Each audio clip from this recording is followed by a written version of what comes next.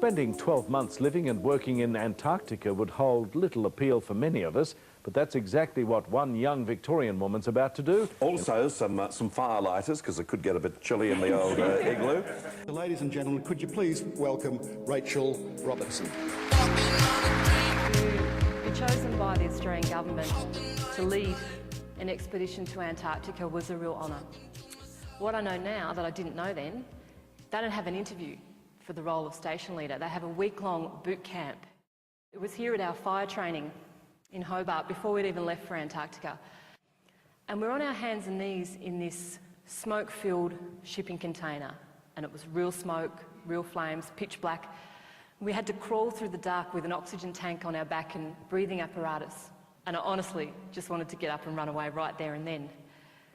But then I realised, I was the leader of the expedition. And I couldn't ask these 17 men and women to trust me with their lives in Antarctica if I fell at the first hurdle in Hobart. And this is home. This is where we lived for 12 months. Davis. I'm not an explorer. I'm not an adventurer. I'm not Kay Cotty. I'm not Jessica Watson. I'm not climbing Everest like Bridget Muir. Actually, I'm more Bridget Jones than Bridget Muir. You physically can't get out of Antarctica in winter. It's impossible. One of the challenges for me as the leader was bringing together a very diverse group of people and getting them functioning as a team. We had to at least work together, because our lives depended on it. The sexual tension was so big, but so unspoken, like an elephant in the room. This is our bachelors and spinsters ball. From May till August, we can't go outside. It's pitch black. So there's nothing going on outside, so the focus becomes in here, on us. So if we don't have something to look forward to in the next week or two, we start picking on each other. So I've noticed there's a few women here this morning, so I'm going to point out for the ladies in particular. That's me in the green satin dress. That is not my green satin dress. I found it in a dress-up box down there. I just wouldn't want a single one of you walking out of here thinking, why would that woman pack a green satin dress to go to Antarctica?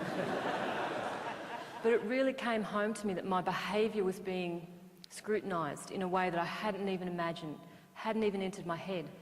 And things I was doing and saying and where I sat for meals was being watched and interpreted.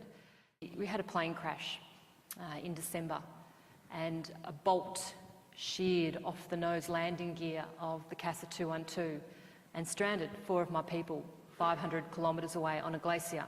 Whatever that tough time is, or that challenging time is, the rules are exactly the same for the leader, because I knew that people were watching me. I knew my community were watching me to see whether they should be worried or anxious. Were there times where you wanted to go home? Oh, yeah, absolutely.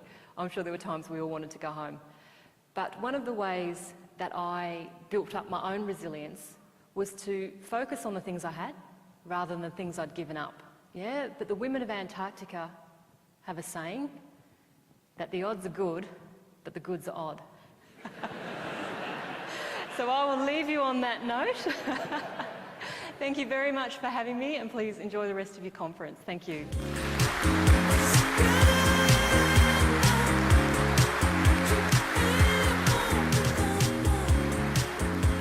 I thought it was inspirational. It was fantastic. We really enjoyed it. Very inspirational.